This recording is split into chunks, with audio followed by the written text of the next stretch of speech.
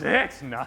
Yeah, but I'm pretty sure Arda Güler wants to go home and take a nap after Türkiye getting absolutely thrashed by Spain. But that's something that probably a few may have expected in this matchup. Let's welcome in a man who knows a thing or two about winning himself, Frank Leboeuf. Oh. Frank, thank you so much for joining us. I know exactly how much you love your rival Spain. And when you see them playing like this, it's so obvious that they're better than France, right? I have to admit that you're right, Alexi. I mean, we also, the favorite of the next World Cup today. I mean, everything was perfect. The tactic, how they handled the game, how they handled the spirits of the away crowd. And after 3 minutes, they already scored one goal. And after it's one goal after one goal. But the simplicity of the game, the technique of all the players, the involvement of the players offensively and defensively.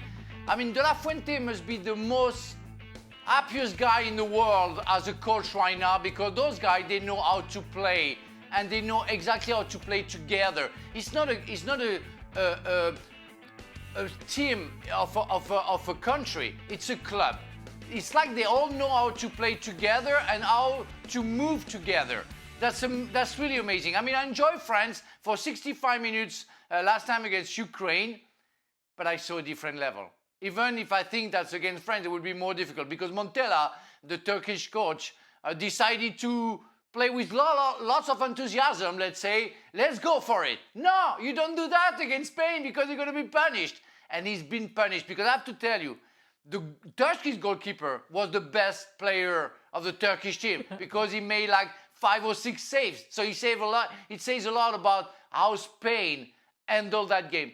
I mean, again, I clearly saw today the favorite of the next World Cup. Wow, I was absolutely rage baiting Frank there, and he actually admitted today a resigned Frank Leboeuf, not something we usually see. But Ale, you and I tend to fight over who should be the president of the Pedri fan club. But how good was he to watch today? Well, first of all, have you traded a child for Pedri? Because I have. I don't have any children to trade, Ale.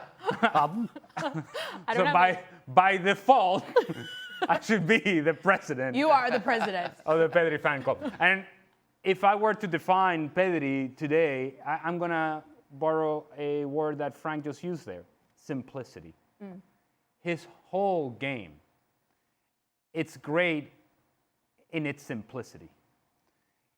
He makes it look so very easy to play the position that he plays on the field. Every touch seems to have a purpose, and not just every pass, but every first touch that takes him away from pressure so that he can find the next pass. There is no wasted movement with Pedri. There is no wasted touch with Pedri. And I think the best thing I could say is that Spain wins 6-0, and I don't think that Pedri broke sweat today. In the simplicity of his game. He looked, while everybody else is running around, he looked like he was in warm-up mode. And you're just getting a touch here and a touch there. If you watch a warm-up from teams, they're just trying to get a lot of touches. This is what Pedri does over 90 minutes. Just a touch here and a touch there. And I turn away from this pressure and find that touch there. And I find that pass there. And then he's also adding goals to his game, which I think is the one thing that over the years I've been saying all along he's been missing, is being more of a presence in the attacking 18-yard box. That seems to be something he has added to his game this year, not only with Spain, but with Barcelona as well. Look, I love me some Pedri. I have said that all along. But the simplicity of his game is something that everybody can relate to and everybody can fall in love with. Back to the basics. And Stevie, speaking of the basics, I mean, I think Türkiye showed us a masterclass of how not to defend against Spain. But if you're a coach, which you were, how do you set up your team to defend against this Spain? Wow, how long have we got? As long as you can give us. Well, listen, you really have to, at some stage in a game like this, decide that you're going to try and not be embarrassed. Yeah. You know, and that was the biggest surprise from Türkiye, that they kept going about it the same way. To me, that if if I'm in charge of Turkey and my coach is doing this at home in front of his home fans and playing the way they are and getting absolutely slaughtered, because this could have been 10, then I wouldn't be happy. But at the same time, you got to say that Spain were just on a different planet. You know, Ali's talking about the simplicity of Pedri.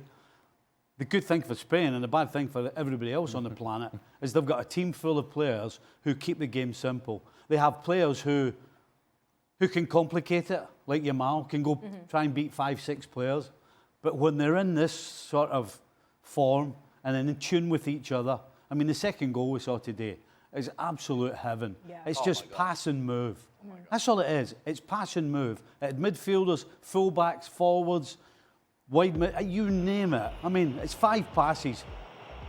4 of them are one touch. Look at this. I mean, that is simplicity. And we all love seeing football that has flicks and tricks and bicycle kicks and all these things, but there is nothing better than watching a goal like this, where it is simple, accurate, decision-making, passing, runs, timing of runs. I mean, there's so many things involved in that goal that looks so easy.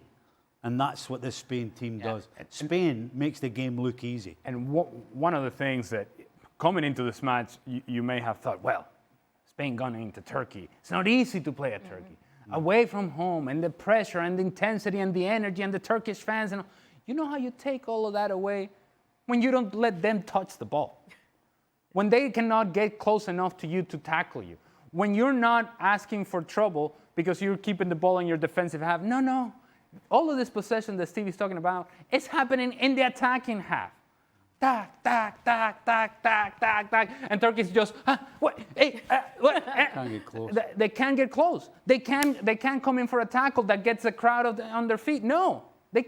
And you do that for the first 5 minutes, and when Turkey thinks that they get a hold of the game, Pedri scores the first goal in the 6th minute. And then after that, every time that Spain went on the attack, it felt like it was 5 Spanish players against 2 Turkish players. And let me just tell you, that math is not going to work. Frank, that was tiki-taka at its finest. I could tell, I could hear you, I could tell how much you enjoyed that goal from Mikel Merino. But final thoughts on Spain? Well, you know what? Tiki-taka is not that kind of football that I see and that I enjoy. Tiki-taka is mostly what you do to prepare an action. They use that to finish the action. And they were in the 18-yard box to show how football is simple and so beautiful in that matter if you know how technically how to serve your teammate. And it's what the players, they try to do. I heard words from Michel Platini saying, if you don't know how to control a ball, if you don't know how to make a good pass, if you don't know, if you don't understand that your teammates need to receive a ball that you would love to receive, which means a nice ball, not a bouncy one, that's football. And it's what Spain is doing. They have the pressure of the away fans and everything, but technically, tactically, and in their head, they know exactly what they have to do. I mean, I'm with Stevie on the second goal. That's a beauty. It's why I'm against the Ballon d'Or. It's because that's what I want to see in football. I don't care about the individual. I want to see the collective. And what I saw today, my wife, I was watching the game, my wife said, are you Spanish today or what? I said, no, but you have to enjoy that.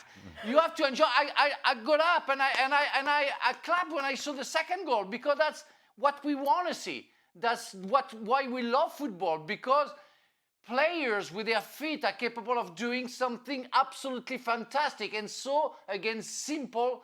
And that's the biggest and the most difficult things to do in football.